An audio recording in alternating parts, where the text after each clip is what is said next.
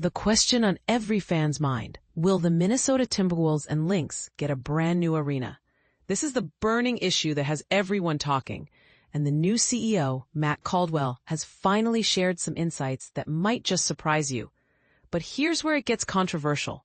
While a new arena remains uncertain, Caldwell is already focusing on immediate improvements inside the current Target Center that fans can look forward to this October. In an exclusive conversation with the Minnesota Star-Tribune, Caldwell, who recently took the helm of the Wolves and Lynx, opened up about his journey from military service to sports executive, his vision for the teams, and the complex, often lengthy process of securing a new arena. Let's dive into the key points from this revealing interview. From military service to sports leadership, a unique path. Matt Caldwell's story is anything but typical. Growing up in New York, he was encouraged by his high school principal to attend West Point, the prestigious military academy. He was in his final year when the tragic events of September 11, 2001, unfolded. Graduating in 2002, Caldwell served in the Army's 1st Infantry Division, with deployments to Kosovo and later a year in Iraq, starting in 2004.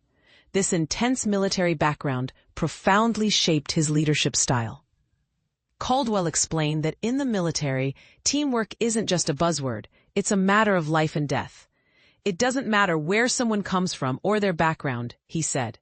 When your life depends on your teammates, all the noise and ego fall away. You learn that the strength of the team far outweighs any individual. The military really stripped away any ego I had. After his service, Caldwell pursued business studies at Northwestern University and then worked at Goldman Sachs. It was there he met Vincent Viola, a billionaire and fellow veteran, who brought Caldwell into his investment world, including the Florida Panthers hockey team. Turning around the Florida Panthers, Caldwell became CEO of the Panthers in 2016. Under his leadership and with Viola's backing, the Panthers transformed from a struggling franchise into an NHL powerhouse, culminating in back-to-back Stanley Cup championships. Caldwell described the journey as a multi-year effort, with a significant breakthrough after the COVID-19 pandemic in 2020, when the team's performance and fan engagement surged. Why Minnesota? The Wolves and Lynx opportunity. Caldwell's move to Minnesota wasn't random. Viola had connections with Wolves and Lynx owners Mark Lohr and Alex Rodriguez, who had previously teamed up with Viola in a bid to buy the New York Mets in 2020. This existing trust made Caldwell open to the Wolves' offer, even though he wasn't actively seeking a new role. After nearly a decade with the Panthers and achieving a championship legacy, Caldwell was ready for a fresh challenge. He signed a 10-year contract with the Wolves and Lynx, motivated by the strong basketball operations led by President Tim Connelly, the ownership's vision, and the exciting prospect of a new arena. "We turned the Panthers brand around," Caldwell said. "I don't want to sound dismissive, but what more could we do there? The Wolves present a new challenge, especially with a team that's already strong on the basketball side and ownership that's committed to growth. The elusive new arena. What's the real timeline? Here's the part most people miss. Building a new arena is a marathon, not a sprint." Caldwell, who has experience trying to secure a new home for the Panthers before they opted to renovate their existing arena for over $1 billion, laid out a realistic timeline. Starting from the moment construction begins, building an arena typically takes about 2.5 to 3 years. But getting to that groundbreaking is a complex process that can take anywhere from 2 to 4 years, or even longer. This includes negotiating with local governments, scouting locations, finalizing operating agreements, zoning, permits, architectural planning, and possibly partnering with developers. Even if we were ready to break ground today, you're looking at a minimum of 5 years before the doors open, Caldwell explained. It's a massive undertaking and a top priority, but it requires patience and careful planning. Immediate upgrades at Target Center. While the new arena remains a long-term goal, fans won't have to wait to see improvements. Caldwell revealed that starting next season, the Target Center will feature theater-style lighting similar to what the New York Knicks have at Madison Square Garden.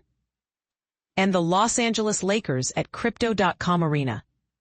This means the lights over the crowd will dim, focusing attention on the court and enhancing the overall game day atmosphere. Addressing recent layoffs, efficiency, not financial trouble. Shortly after Caldwell took over, the organization laid off about 35 employees, less than 10% of the workforce. Caldwell was quick to clarify that these cuts were part of a strategic restructuring, not a sign of financial distress. Every ownership group runs their business differently, he said. This wasn't about cost-cutting due to financial issues. We want to operate efficiently and profitably. His management philosophy favors empowering fewer, highly capable individuals over spreading responsibilities thinly across many. I'd rather have one person handling 2 or 3 roles than 3 mediocre employees, Caldwell noted. It's about passion, commitment, and daily performance. Business and basketball, a collaborative future. In Florida, Caldwell had to maintain tight control and constant communication between the business and hockey operations to align the organization's goals. In Minnesota, the dynamic is different. Tim Connelly, the Wolves' president of basketball operations, has already built strong relationships with ownership and a successful track record.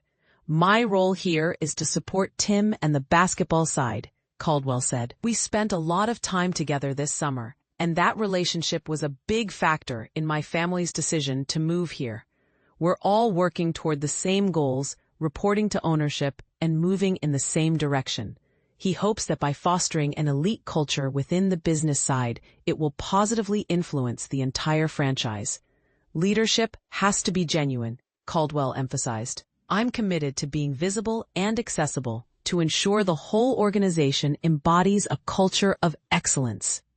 What do you think? Is the long wait for a new arena worth it if it means a state-of-the-art facility funded privately by ownership? Or should the focus be on maximizing the current Target Center's potential with upgrades like the new lighting? And what about Caldwell's approach to layoffs and efficiency? Does consolidating roles risk overburdening employees? Or is it a smart move toward a leaner, more passionate team? These are questions that could spark lively debate among fans and insiders alike. Share your thoughts below. Do you agree with Caldwell's vision, or do you see potential pitfalls? The conversation is just getting started.